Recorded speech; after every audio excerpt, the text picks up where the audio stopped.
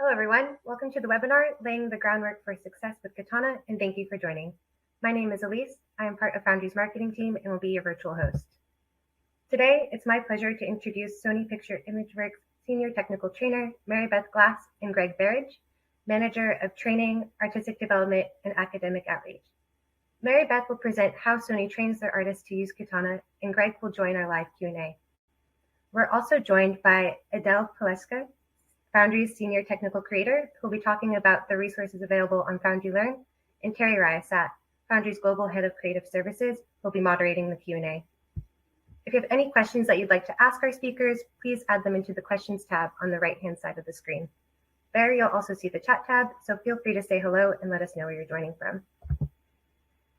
Today's webinar is part of Foundry's Greater Virtual Event Series, which we started in March of 2020. We have all of our webinars available for on-demand viewing, and a few of our recent webinars include The Power of Learning Katana Lighting for Lighting, which was presented by Sony Pictures Imageworks Senior Lighting and Look Dev TD, Tae-Young Kim, and the preview of Mari 5.0 and Katana 5.0. Next, we'll be joining View Conference and Spark Animation. During View, we'll be presenting a Katana workshop on how to show artists how they can set up a template for multi-shot lighting to go to working in the context of a new composite. That workshop will be on October 18th, and on October 19th, Peter Averston of Meshman Studios will talk about how you can unlock creativity with Mari's node graph-based texture painting. For Spark Animation, Foundry will be presenting a digital cinematography panel, and our guest speakers will be from Bardell, Atomic Cartoons, Mainframe, and DNEG. Spark Animation will be live October 28th through November 7th, and our session will be available on demand for the duration of the event. Also, if you have any feedback or would like to participate in Foundry's virtual event program, please feel free to reach out to us at virtual.events@foundry.com. I'd also like to take this opportunity to encourage you to stay up to date with Foundry by checking out our Insights Hub, where you can find articles and case studies, subscribing to our quarterly newsletter, and following us on social media. And finally, I'd like to thank Sony Pictures Imageworks for joining our series twice to share their insight, and to thank the other studios, artists, and partners that have participated and supported Foundry's virtual event series. So without further ado, we'll move on to the main event. The next part has been pre-recorded for streaming quality purposes, but we'll all be here with you in the chat and come back for the live Q&A. I hope that you enjoyed today's webinar and stay tuned for more to come. Hi, I'm Maribeth, and I'm the Senior Trainer at Sony. I'm here to go over a brief introduction of how we conduct Katana training here at Sony. Sony has a pretty unique pipeline. Not only do we use Katana for our lighting, but we also use Katana for our effects and our environment teams. When new hires join us, we evaluate how well they know Katana. And if they've never used Katana before, we do take them through the Katana basics. We'll learn the interface and how to interact with the software in general. Once we cover that, we jump right into a template that's related to the department that they're in. So that might be a lighting template, an environment template, or an effects template. And we'll take them step by step through each part of the template to get them familiar with what they're going to be doing once they join the show. Every artist typically will go through about a week of training. And not only will we teach them Katana during that week, but we're also going to teach them some of the proprietary tools that Sony uses pretty frequently. That week of training really helps take some of the pressure off the artist and the shows and makes everybody feel a little bit more comfortable before they're actually responsible for those deadlines and getting things out the door to their clients. We found that particularly with this new work from home environment, training has become invaluable. Artists can no longer look to their left or look to their right and ask questions.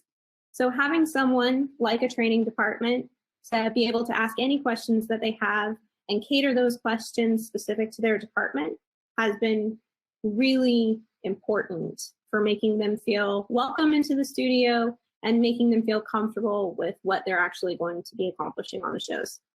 So today we're going to actually go through one of our lighting templates step by step, and that's what we're going to focus on, and we'll take you through that. Hope you enjoy. When artists first start at Sony, we begin by evaluating their comfort level in Katana. So an example of that might be a lot of other studios will use Katana for their lighting purposes, but we also use Katana for environment and our effects artists, which is not as commonly used elsewhere. So we try to take that into account when we start training people in Katana. So if you're coming from a studio that may not be familiar with that, we will start with the basic levels of Katana and teach the artist based on their individual comfort levels. For artists that are familiar with Katana, so on the lighting side of things, we go ahead and actually just jump into a basic template. And this particular template comes from our Hotel Transylvania short that we did recently. And it kind of just showcases a very simplified version of what artists might see when they join a show. So for our animated shows in particular, we focus quite a lot on doing what we call sequence lighting. And when we do sequence lighting, we divide up one sequence into little pieces so we can light each section and each piece separately. These may be all of our close-up shots, these may be all of our wide shots, and these may be all of our mid shots. Or we might divide it in a way where it's based on location. So if the single sequence is both in interior shots and exterior shots, we might light them separately like that. So that's how our key lighters actually start. And when we train our shot lighters, we train them on something that's pretty simplified, but most sequences will have quite a significant amount of variations and variables to think about, but we try to start simple. So the first thing that we go over up here at the top is our shot boss node. In order to manage multiple shots in one Katana script, we can go into shot boss, and this is where we can right click and add shots from a sequence or add individual shots. So this is how we can load multiple shots into one Katana script. And from here, we can control what shot we want to look at. And when we right click and say set current shot, that's going to bring in the appropriate assets for that particular shot, in this case TRN 530. It's also going to change our frame range, our camera, and bring in everything that we need. And the way that we control that a little bit further down our tree is through switch nodes.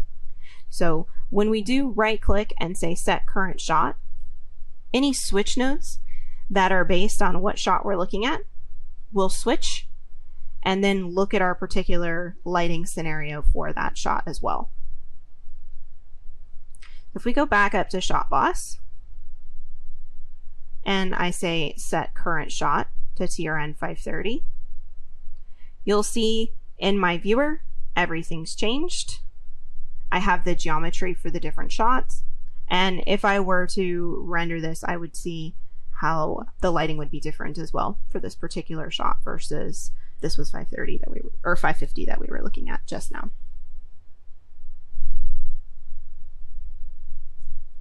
So we do still utilize the Importomatic, but it is wrapped up in this one tool for shot boss.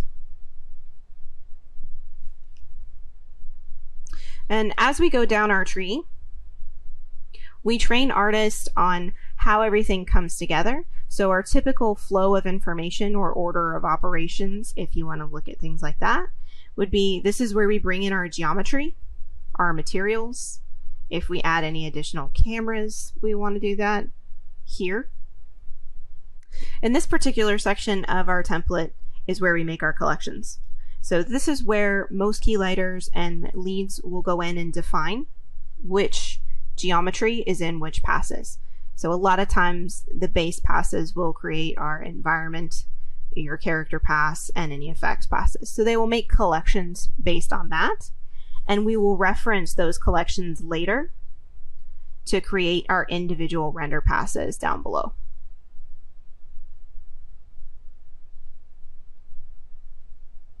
Then we get to what we call our pre-override section. So a lot of times there are things that are changing on the show constantly. We can never say that something is going to be the same every show, every shot. So we do utilize live groups within our templates, and that's exactly what this pre-overrides node here is. These live groups end up being controlled by our key lighters or our leads. And anything that changes midway through the sequence or midway through the shot that needs to make its way to our artist, they will put those changes in these live groups, and the artist should get those changes automatically. So that makes it much easier to sort of organize things in the long run. We have a pre-overrides group, which is anything that needs to be done before our look file manager, before those shaders get assigned. Anything that needs to happen before then, we put in our pre-overrides group. So that's how our pre-overrides section works. We also have a post-override section down below. So you'll see we have a post-override section, and that's anything that needs to happen after our look file manager. So after our shaders get assigned, anything that we need to do sequence-wise, we'll put in our post-overrides group, or the key lighters will put in our post-overrides group. So that's a very easy way for our key lighters and leads to push updates to our artist and kind of have things work universally. Then we get to our lighting section. So there is a sequence lighting live group as well with this folder and the lightning bolt. And this varies quite a lot depending on the show and depending who might be key lighting. So sometimes in these groups, there's a lot happening. We do all of our lighting in there. And sometimes you'll see we do have the live group, but we also have a section for each one of our shots that we have in this template. So this group of nodes is going to be dealing with the lighting for TRN 530. This group is dealing with the lighting for 550, and this group is dealing with the lighting for 615. And controlling all of that is a switch node at the bottom. So we have a variable switch node at the bottom that is based on what shot we are currently looking at. So as we switch our shots, if we switch something to 615, for example, this variable will look at this SP shot variable because it's defined here. And that's going to guide this switch node as to which tree it's going to be looking at for the lighting. And we can use these variable switches anywhere. We also use variable enabled groups as well. A lot of times when we're setting up key lighting, the key lighters will use variable switches when it comes to organizing their lighting groups like this, because it's a much more visual way of understanding which group they're using. Where variable enabled groups are a little bit more hidden. So the key lighters will use this for kind of their main lighting scenario, and they will have this giant switch node so you can kind of tell where this is looking at. We like to view from this node and use dim nodes not contributing to viewed node quite a lot, so we know exactly what we're looking at. It's very helpful to train on those individual tools. And it gives us a more visual representation of what's actually happening in the script when we turn on this dim nodes not contributing to viewed node. And you can see the difference. So these switch nodes will control which lighting scenario we look at. And then we have sections for shot tweaks. I'm going to view down below. This is typically anything that needs a material edit or a material override. Quite often these are managed by the key lighters mostly, and then the shot lighters, which kind of final our shots, will go in and change anything as needed. And then we have our quality settings. So this is something that's really helpful for new artists in particular, because we do use Arnold here at Sony. And if you're not used to Arnold or not familiar with Arnold, some of the settings can be quite overwhelming, and we obviously want to make our renders as optimized as possible. So we do have something called a render quality selector here at Sony.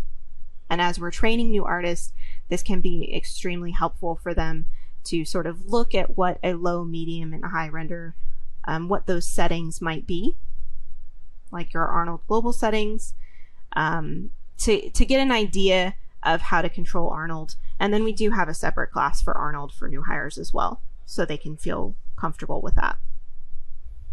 So for training new artists, we do go through this template, and usually we do give homework as well. So every day there's a little bit of homework. I might ask artists to add lights. I might ask artists to change materials. Sometimes we come up with some really fun materials for Dracula or the zombie, and we play around a little bit. So at the end of the week, I do ask artists to come through the template. We typically will go through and add some lights. We might go through and change some materials.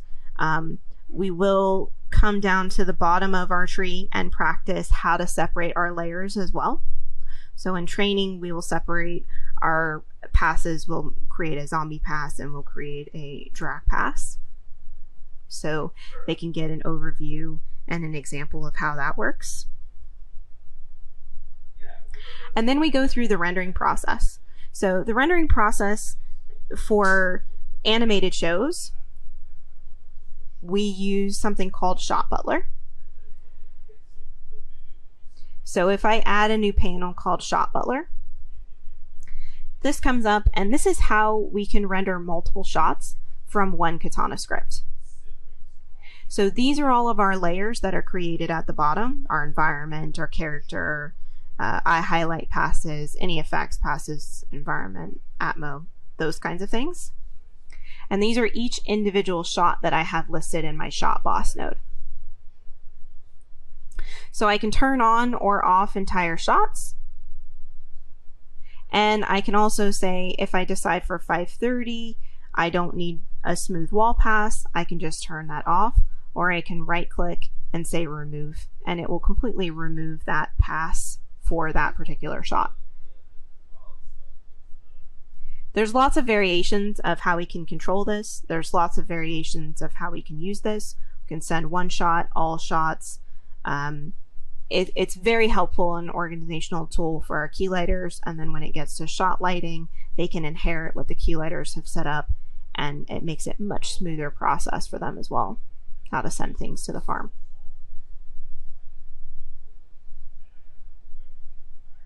So I do have artists go ahead and render. We set a particular frame range, and then they will submit their passes to the farm.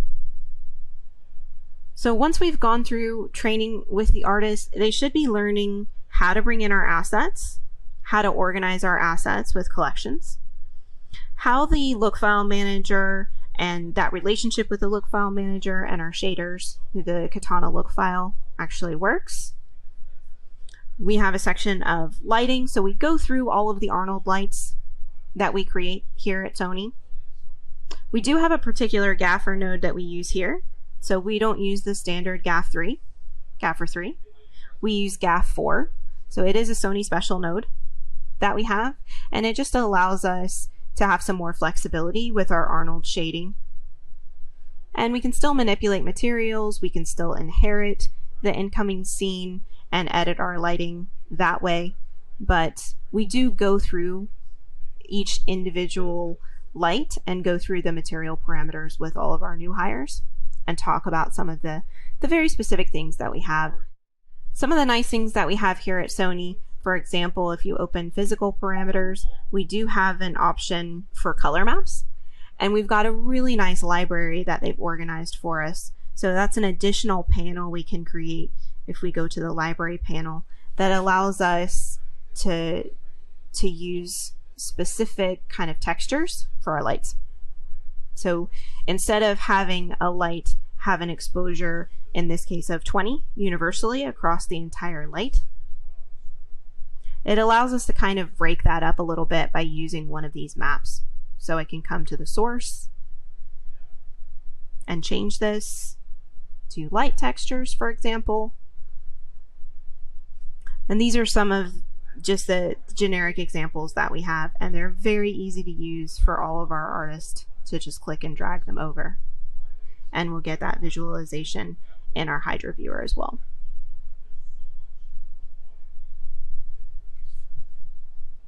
So the gaff 4 is a bit of a Sony special, and we can create lights, and it allows us to add any lights that we want, specifically our Arnold shader lights. Once we've worked through our template with the artist. We've come in, we've loaded our shots, we've organized our shots with collections.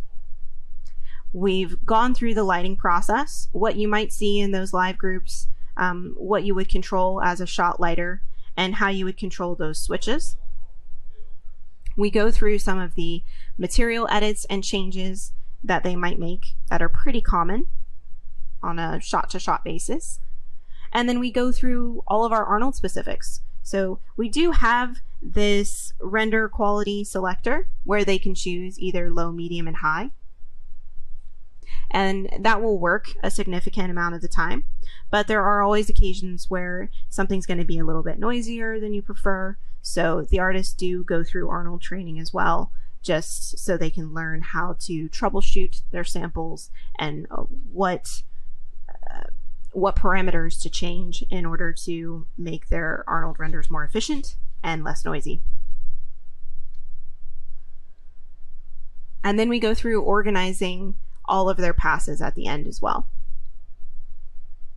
And lastly, through Shot Butler, this is how we're able to render multiple shots from one Katana script. And that's it. That's a bit of an overview of what we take some of our newer lighters through. And from here, we'll render out our passes and then take them directly into Nuke and go through the comping process for them as well. We hope you enjoyed the bit of insight into how we train Katana here at Sony. As you can imagine, maintaining up-to-date information and templates for every department does come with its challenges. Our training team is in constant communication with our environments teams, our effects teams, our lighting teams, and with our shows and even the development team to make sure our new hires are as aware and as up-to-date as possible. With such a diverse slate of shows, each having their unique technology needs, both live action and animation, we even occasionally create specific Katana training catering towards each of those shows and towards each of their individual technology needs. We hope this has given you a good overview as to what new hires can expect from our Katana training program here at Imageworks, and we hope to see you soon.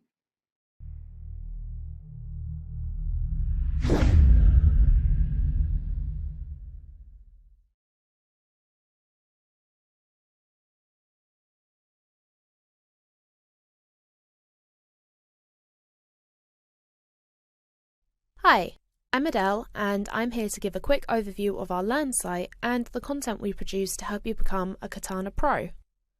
On our Learn site, we host a range of tutorials and documentation on Katana, from beginner tutorials to advanced workflow tutorials and much more. Once a course has been started, your process is tracked, making it easy to pick up from where you left off at any point in your learning journey. The documentation is also a really useful way for understanding why or how things work in Katana, and is always good to have on hand as a reference. Our reference guide can be found on the Learn site or from within Katana or on the product page. All our guides are fully searchable and we write them with the user in mind, making it easier for you guys to find what you're looking for and find it fast. Our content is made by a variety of people as well. While our talented team of creative specialists and product experts are constantly creating new learning material to keep you in the know, we also frequently collaborate with industry experts who are using Katana in the world. As well as our Learn site content, there are also the community forums. The community forums are a really great place to get feedback on your work, as well as host portfolio pieces and just generally have a chat with other users. We also have our support portal where common questions like how do I load in a plugin or how do I write a launcher script are answered through knowledge-based articles written by our customer support team. We're also super keen on feedback and are always wanting to know how we can improve our content or how it worked for you. There are a couple ways that you guys can get back to us. On the Learn site, we've got a really handy feedback widget where you can tell us what you did or didn't love, or you can email the content team directly at docs@foundry.com. We're always striving to make sure that you guys have the best learning content possible, and we're always open to new ideas on how we can achieve that. So don't be afraid to reach out. Okay, I think we're ready to move on to the QA session. Fantastic presentation, first of all. It's rare and wonderful to peek into see how Sony sort of treats their workflows, lays out the node graphs and the thought process behind that. as well as custom tools, which is lovely. And we're just scratching the surface there. So that's a fantastic peek into that. Okay, so we'll move on to some questions. I'll just answer a couple of these general Katana questions first, and then we'll get into some more specific things here. So which render engine do you use with Katana? And Katana is render agnostic, so it works with RenderMan, Arnold, Redshift, V-Ray, and 3Delight. So those are maintained by the render vendor plugin manufacturers. And can Katana handle huge amounts of poly counts, like a huge forest from SpeedTree? And so, yeah, that's one of the reasons that Katana was invented, essentially, is for those giant scenes. And because it has true deferred loading, you don't need to see every single leaf and twig on those SpeedTree trees. So you can call those geometries up visually in the viewport when you need to. Otherwise, there's no point, as you're lighting, to be able to see all those twigs and leaves in GL as a lighter. So it can definitely handle those poly count size. So what would you consider to be the best resource for training artists in general? Which one works best in your opinion? Written documentation versus video tutorials versus individual memberships and mentorships, which is interesting because we see all of those aspects today. So there is the sort of individual mentoringship if you get hired at Sony and you have that training and you're doing in-person one-on-one, which is probably going to be extremely effective because the focus there and somebody to talk to immediately is a very different experience. And then we see also which Adele showed, which is the written documentation and the video tutorials. And that is also very accessible and something that you can do on your own free time. So it depends on the individual and sort of the options that you have available to you. So Evan asked a question and Greg answered it, but I'll just repeat it out loud for the playback or the recording. So do you at Sony prefer new lighters to have Katana experience when joining the team? And Greg answered, it's great to come in with some knowledge, but we do leave some room for training if we need to ramp you up. A great lighting reel is the key. So focusing on a solid reel definitely will get you in the door. And then when you get hired, if you're not up to speed with Katana, they will focus some time to get you up to speed. Okay. Do you use Katana just for rendering effects from Houdini, or does Katana also have a simulation, particles, fluid, etc.? That's an interesting question. So Katana is not a simulations software. It is it's very specialized for look development and lighting and being able to light multiple shots simultaneously, sequence-based lighting. So that wouldn't necessarily be a focus, but that leads actually to another question. So Maribeth touched on this during the presentation and mentioned that the effects and effects simulations are run through Katana versus a native renderer. So maybe, Greg, if you have some more information on that. Sure. Yeah. You guys can hear me okay? Yep. Yep. You're good. Yeah. A lot of studios out there have used other pieces of software as their backbone in terms of how they run, different software through it. At Sony, because we were key in the creation of Katana, that's kind of our backbone piece of software. So pretty much everything that we do communicates and runs through Katana at one point. So within the effects group, all of our effects artists do get Katana training when they come on board, because they are expected to do some of their lighting as well as just be able to work with the lighting team on troubleshooting. But it is, I would say it's integral to everything that we do at Imageworks at the moment. That's very interesting. And then, another question, if we just talk about tech for a second, there's a lot of new features that have come to Katana over the past few releases: Foresight, artist-focused lighting tools, and upcoming ones like Nuke Interop and Foresight Plus. Now, we know studios are generally locked into versions as they roll through production. But just thinking on the future side, how do you guys roll in new technology? Like, how is that implemented into studio? That's a very long process sometimes. You're exactly right. Like we lock version early on in a project. So trying to, roll out new features can be rather difficult. However, I think we have an amazing relationship with everyone over there, and we are knowledgeable about what's coming. So we can go to our, for instance, our councils. So all of our groups have different, like there's a Katana lighting council, there's an effects council. And when we know that there's change coming, then we start talking about it within those groups, how it affects how we traditionally do things, how that workflow can expand, how it can change, how it can get better. And then we have an entire dev group, a development R&D group that we then work with to figure out that implementation, right? And that, like I said, that's not an overnight kind of switch. We do have to take some time because making one small change can break 3 things in our pipeline, and we have to be very, very conscious of that. And then once the decision is made to move forward with that integrated into an existing workflow, then we in the training department work with the shows, the council, as well as the development group to roll that training into the new hire experience. Yes, definitely doesn't sound like something that happens overnight. Very planned and staged rollout for sure. Exactly. Okay, we have a question. Does Katana support Python 3? So that is what we're going to be seeing in the next release with Katana 5 as it updates the VFX reference platform. And that's coming soon. And this question is back to you, Greg, is do you use USD? And this is sort of a 2-part. So the first question will answer the second part. Okay. We are currently not, I believe, using USD, but we are pursuing that in terms of our next generation. We'll put it to you that way. It is you have to constantly evolve. You have to constantly change, see everything that's coming your way.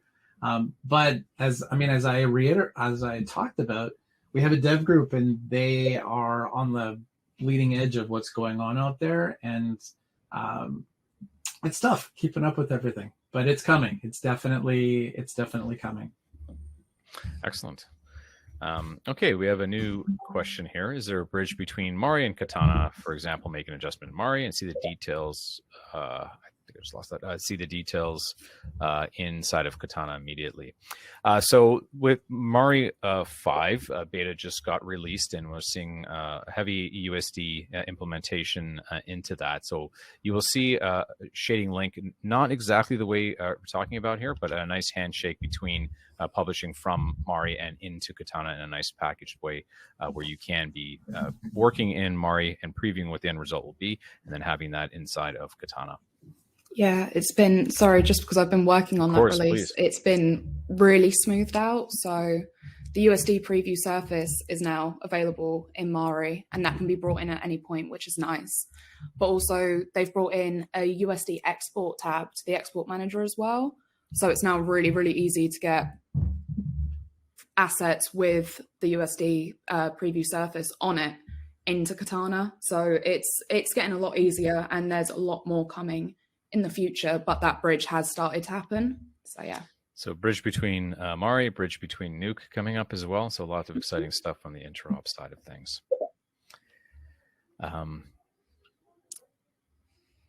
Okay. I'll ask this question here. We'll start this one live. What do you consider is the most challenging part when it comes to channeling all the material produced for an animation movie for a company nowadays that works in another application like Maya and wants to move to Katana for look, dev, and lighting? Is Katana suitable for small companies? I can answer that, but I think, I don't want to be answering. I don't want to be hogging. So if anybody wants to. Sure. Let's hear what you have to say, and then we'll see if I can chime in. It just the sheer volume of information, and managing changes. I think that is the key. Bringing content into Katana, I think, is a relatively easy matter. It's just, because I work with a couple of schools in the training of Katana, and the challenge is usually, keeping things updated and, having a rock solid pipeline. that it sits in, I think is vital. And that's my take on it. How about you, Terry? I think you've hit it bang on there as well. We have companies as small as 9 people with one Katana user that do use Katana, and it really is about the type of work that you're doing and how you can be more efficient at it, and that's what Katana brings to the table. So not necessarily about the size of company, but more so the type of work and the type of challenges you're trying to battle and solve. Okay. There's one question here. I'm not sure. Do you use the commercial build of Katana? I'm not quite sure, Dakota, what you mean by that. Hopefully you are. Yeah, I'd say I hope so. Maybe they're asking if we use the commercial build. Oh, or using a custom built Sony one, yes. Okay, that makes sense. I would say, yeah, we are pretty much on par. I mean, there's a lot of heavy customization that we have done on our end. And there was a time when we had originally started this relationship with the Foundry, when our versions were quite a bit different. But I think, over the last few years, we've pretty much started to run pretty parallel with them. So we obviously do have our little specialties and our little tools that were built on top, but for the most part, yeah, we're running pretty much parallel. Okay, and Adam asks, what about scripting in Katana? Is it possible to work with Katana without scripting? To work in Sony without scripting knowledge? Is it possible without scripting knowledge? Yes. You know what? I think not anything is possible without scripting knowledge, but scripting just allows you to access what you're doing, access information at a much deeper level, and to do things more effectively and efficiently. In a lot of cases, I know Maribeth, who, just by the way, I want to say congratulations. She's a mom after 6 days. Oh, awesome. That's why she did the pre-recording, and she can't be here today. She had her second on Friday morning, so congratulations to her. But I'm pretty sure that she would say, like, she's not a programmer, she's not a scripter, but I think that to work within the program, it's possible, but to maximize your experience and to get the most out of it, I really think that some level of scripting is important. For sure, especially for those tasks that need to be done over and over. As an artist, I'm same as Maribeth. I'm not a scripter program, but I'm able to utilize Katana Cell and make my life easier in a lot of aspects. Yeah, I was going to say the same. If you asked me to write something in Python from scratch, I'd probably sit there and cry. But in Katana, it's fine. It's quite easy to pick up, and in the long run, it does make things a lot easier as well. So, yeah, I would say in general, Python don't be afraid of it. Don't be scared of Python. I mean, it is based on the comedy group of the 70s and the 60s, and I think everybody should enjoy it in this day and age. So. Okay, another question. What would be a major advantage of Katana over other packages in terms of lighting and rendering your shot? We did talk about a couple of the other things with true deferred loading, sequence-based lighting being another one. There's Foresight Plus, Nuke Interrupt coming. So there are a lot of unique features to Katana that definitely helps when we're looking at lighting and rendering overall. Maybe we can share some more thoughts on that, but those are the ones that stand out. Just because I'm like fairly fresh out of uni from the last 2 years or so, I actually found in other packages lighting really difficult because I like node networks. I like seeing how everything connects. So being able to just kind of have everything flattened out like that, I just find it so much easier to wrap my head around. And I just find it so much quicker and nicer to use than doing it any other way, to be honest. Yeah, I agree. And, definitely can't be hit on enough is the sequence-based lighting, like having all of your shots inside of one file that you're working on. So you're a lighter, you have 15 shots, being able to light them and light them at the same time is a huge efficiency gain. So it is quite lovely when you're working with Katana. Yeah, it's nice. Does Katana have its own scripting language, or is it just Python? It's a bit of both. There is something called Cell inside of Katana, which is collection expression language, which I believe is built off of Python as well. But there's also Lua and C++ as a part of there, and Python, of course.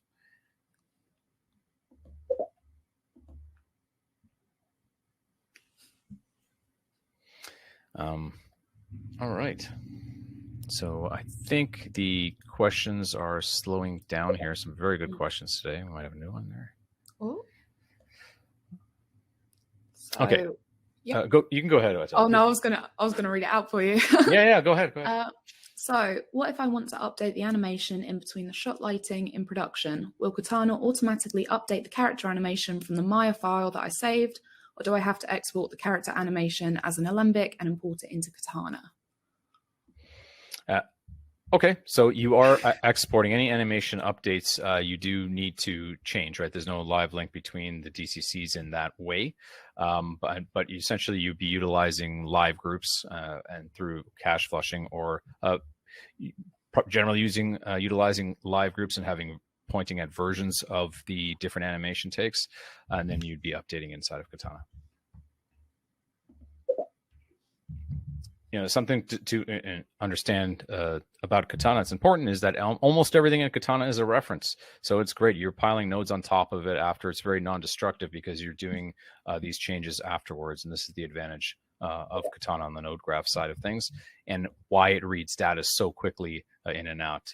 The scene time is measured in seconds with Katana, not minutes. Mm.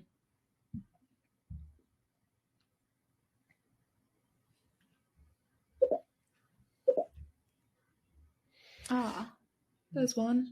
Is it typical that all shots in a sequence are defined in the same Katana file?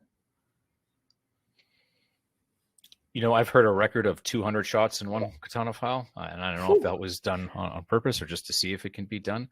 But I think that'd be a question for Greg, is how you, you're a lighter, you're responsible for your sequence, how they split up the number of shots that go into it, or is there any different thought into that? Yeah, I think with how our lighting is handled, 200 seems, I think we'd probably beat that. I think that's oh wow, look at that. Yeah, nice. I can't necessarily go on record with that, but with our new some of our new systems, Shop Butler specifically, I think we can manage pretty much an entire sequence in one Katana scene file, and then essentially we can dole that out to, because we go through a process now where we have like almost a key lighter who lights a sequence, and then we have that information is distributed amongst multiple other lighters, shot lighters, and then they're all accessing it from the same Katana file, to my knowledge. So they're huge amounts of information stored there. Great. So just answering Dominique here is, do you have training materials to use the USD, Katana, Mari, for example? You're going to see that happening with as Mari moves out from beta into full release, and the same thing with Katana 4.5/5. So there'll be a dual release of that. Katana 5 having Python 3, Katana 4.5 staying at the current Python library, but both having the same features other than that.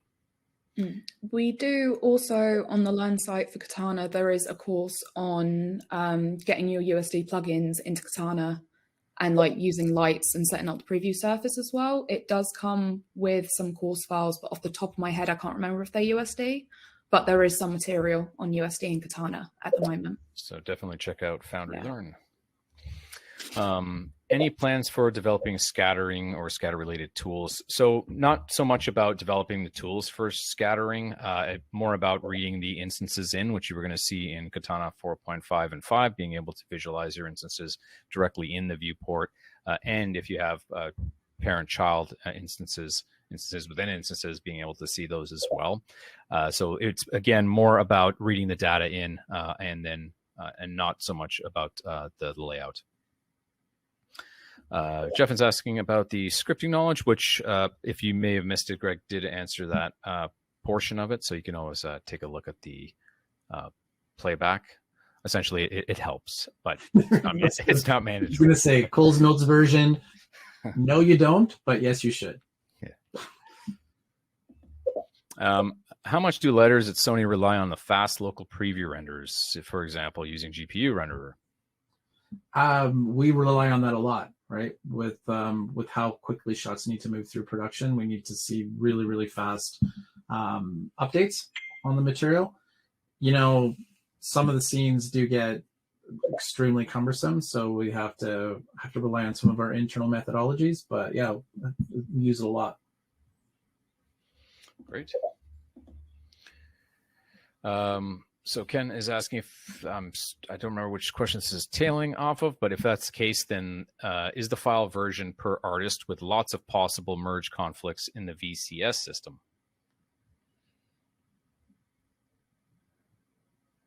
For me? I think so. I think that may have been that's a very, very long question. If you go back to the main chat, I'm just trying to read through. Yeah, I'm looking at it. I think it's a follow-on from the, is it typical that all shots in the sequence are defined by the same Katana file?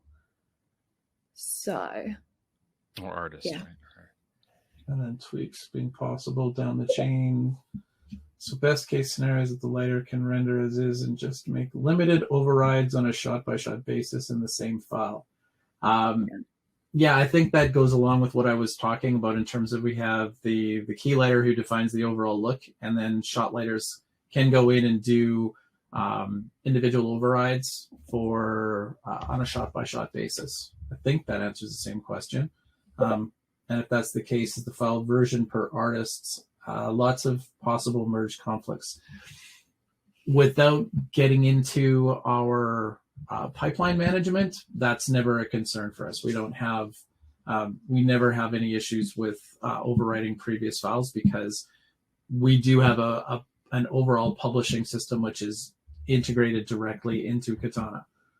We built the pipeline with Katana in mind, so it's an extremely efficient system.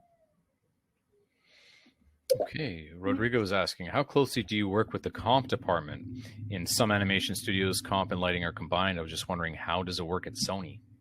Yeah, in some cases on the animated shows, the lighter used to be the final look, right? We didn't have, for instance, the earlier Hotel Transylvanians, the Transylvania, Cloudy with a Chance of Meatball, balls, they did not have compositors per se, or maybe one for the entire show.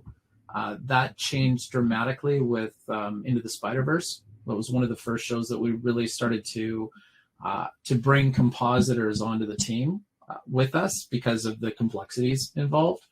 And that has now just become pretty much a norm. So whenever we have any kind of downtime, our compositors are always wanting to cross-train in lighting. Lighters are cross-training in compositing.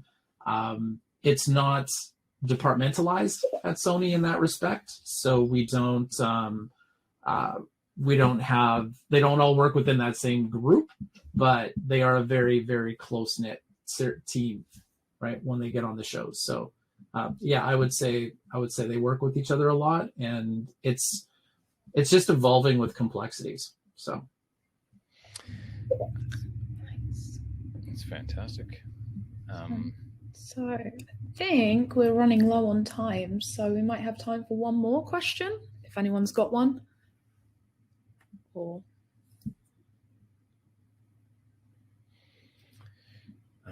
doesn't look like it, but that was one just popped up. Excellent. Do you think a good lighter should lean more towards the artistic side or to the technical side? Which one would be more suited for Sony? Oh, that's a really good question. I like that one. Yeah, throw the hard one at me last. Balance right now, I think is really, really important, especially when you start a role at a larger studio, you may be more along the lines of a shot lighter, which is working based on what somebody else is defining and augmenting it. But the more you want to mature in your path, the higher you want to go. I believe wholeheartedly in having that artistic side. There's some amazing books out there. One that I always recommend, which is called Illuminated Pixels. An ex-Sony staff member worked on that book, and it focuses heavily on the art of lighting. And I cannot recommend that one enough to aspiring artists. So if I got to say it, it's 50-50 for me. You got to be technical. You have to be artistic, and you can't, I don't think you can be lopsided. I think you have to be very equal. Excellent. Okay, so a couple more questions. I'll answer this one. It's a personal one. Am I related to Ben Kingsley in any way? It's a handsome gentleman. We share the same haircut, but no, I wish I was. Do we consider releasing a PLE version of Katana? I don't think either Adele or I will be able to answer that question here today. There are trials available, of course. Outside of Katana, I'm curious to know what project you've enjoyed the most at Sony, Greg? Outside of, sorry, what was? Outside of Katana. What I guess project? That's a tough one. Unless there is a project where you weren't using Katana on it, but. I mean, I've been at Sony now for going on 9 years, and everything I've ever worked on was in Katana. So I can't remember a world without Katana. I did work at Digital Domain before coming to Sony, and we were using Katana there, which was a very, very different experience. But I mean, my favorite project has been, I think, going back to Edge of Tomorrow. That was one of my favorite Sony projects. Great movie. Because I didn't want to go with the cliche answer of the Spider Dude one. So the answer is there is no life outside of Katana for Greg. Really, no. Yeah. Okay, and Matus has a question about pricing, which we can talk about. You can always reach out to a sales representative for that. I don't think we'll be able to answer that for you today. And I think that about wraps up our time here. So got to say, this has been fantastic, and really huge thanks to Greg and the team at Sony. Maribeth put together an incredible presentation and really got to see a peek into their workflows, which is always rare these days in the industry. So thank you so much for that. And if she watches a re-recording of this, I want to thank Maribeth for taking the time. It's invaluable, and I'm glad she could share that with everybody. Thank you, everybody. Thank you.